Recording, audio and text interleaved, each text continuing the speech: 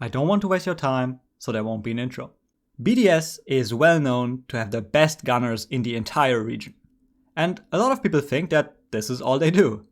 Everyone agrees that BDS has superior gun skill, but at the same time, people are saying that they have bad strategies, that they have no structure, and that basically everything that they're doing is pretty much random.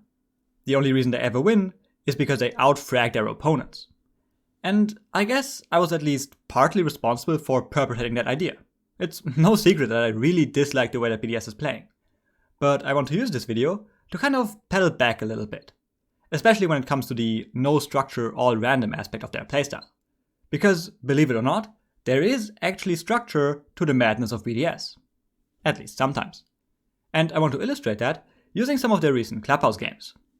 But before we get into that, I quickly want to let you know that I'm currently streaming live on Twitch right now, where I'm reviewing a few BDS games to prepare for the major.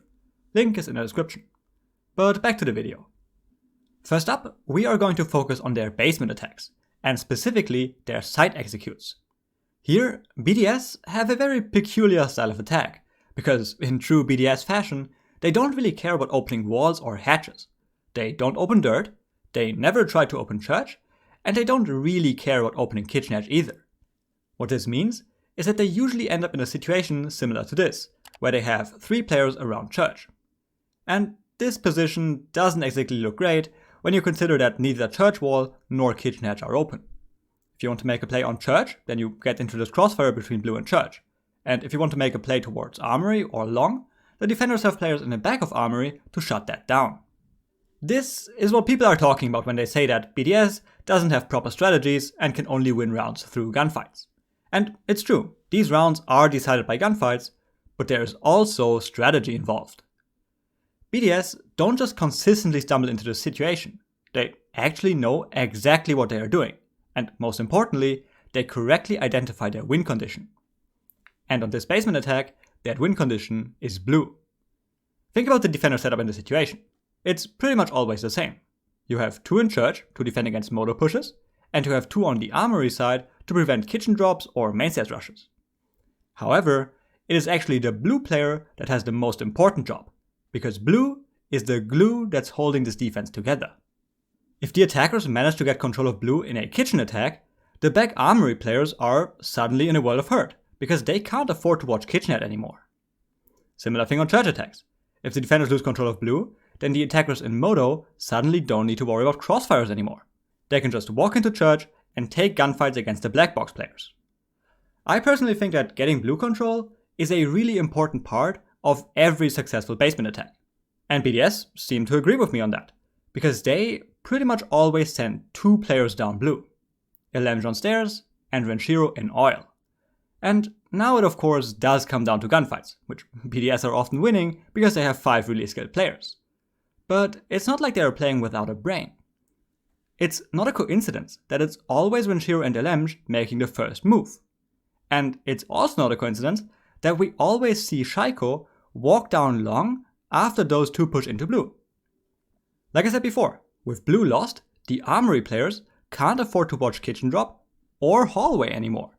And this opens up the possibility for Shaiko to make this play. And it's not like these clips that I'm showing you here are cherry-picked or anything. BDS just really like to go for this. And the fact that we can consistently observe this play makes it very obvious that BDS does indeed have structure and strategy. Now, I'm not claiming that what they're doing here is some super intricate high-level stuff. In the end, it's just pushing down blue together.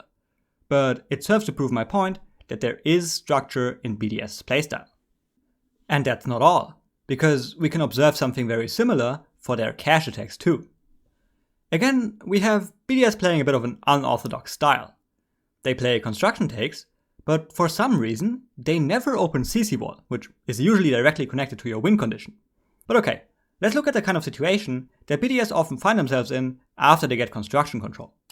They have Bride, Rafale and Shaiko in construction, and Renshiro on CC window. So, in a way, they are really only applying pressure from one side only. And that's usually not a great position to be in. The main problem for BDS is that they are staring down this crossfire between top cache stairs and rafters. And if BDS was just a gunner team, then you'd just see them try to run in and take random gunfights. But that's not what's happening. Just like on Basement before, BDS understand the dynamic of the site. And once again, it's up to Elemsh to carry the round. By crouch walking up cache stairs and either killing or distracting the top cache player, he opens up the round for the rest of his teammates. Now, the construction players don't need to worry about a crossfire anymore, and they can simply flood the site, only needing to worry about rafters. And again, these rounds you're seeing right now are not cherry-picked examples. This really happens all the time. Elemsh walks up cache stairs, kills the top cache player, and the rest flood in. Now, you might be wondering how BDS always manages to make this play work, right? Like, there has to be something that defenders can do to shut this down. And I think that's true. There are things you can do here. And I also think that EU teams kind of slack a bit in their preparation sometimes.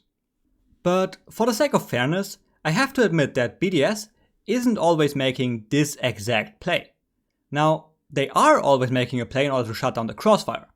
But of course, a crossfire has two parts. And some of the time, BDS ignore the top cache player and instead go for the rafters player.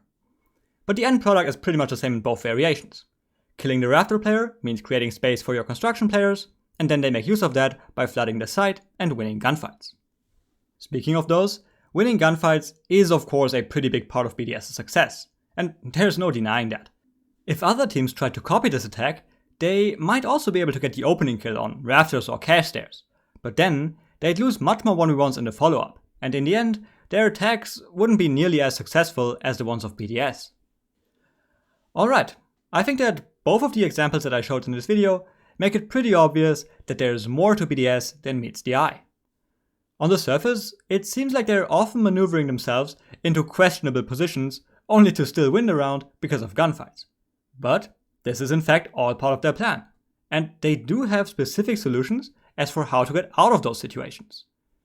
But it wouldn't be a Reaper video if I didn't find a way to criticize BDS, and there is plenty to criticize. First up though, I want to say that I do think that BDS has improved their utility game. I don't think it's great yet, but it has definitely gotten better over the second split. However, I actually want to focus on the strategy aspect of exactly those two attacks we just saw, starting with the basement attack. Like I said before, BDS doesn't really care about opening kitchen hatch. Like they try to open it, but they don't really try to open it, right? If it happens to get impact tricked, they often just don't really care about it. But now, look at what happens in the late game during the execute. Ranchiro and Elemsh take control of blue, and what always happens here is Elemsh taking these kind of fights against the armory players. And he does consistently win them because he's a great player. But imagine how much easier it would be if the kitchen hatch was open. Because in that situation, the defenders can't play these weird in-between positions, and instead they are pretty much restricted to only two spots. Either they play K9, which is a really easy gunfight for the attacker in blue, or they play Dirt, which is a more difficult gunfight, but I'm sure Elemsh would manage. Bottom line is that if BDS would actually put effort into opening kitchen hatch, it would just objectively make Elemsh's job much easier. And in a way, the same is true for their cache attacks too. Like, I appreciate the fact that they understand their win condition, which is killing the top cache stairs player. But so does every other team, and that's why they open CC Ball. They open it so that during the execute, you can run into the breach and take an easy gunfight against the top cache player. Honestly, that just seems like a much easier way of doing it compared to having Elemsh crouch walk up cache stairs. And don't even get me started on the potential of counter-stratting this attack. Because if Elemsh ever doesn't get that kill, the rest of the team is in a lot of trouble. I mean, they would still win rounds, it's BDS after all, but there would be a noticeable decrease in win rate if teams managed to stop Elemsh. Admittedly, it's not that simple, especially because he sometimes goes for the rafters player instead of the cache stairs player. But there are definitely ways to counter him.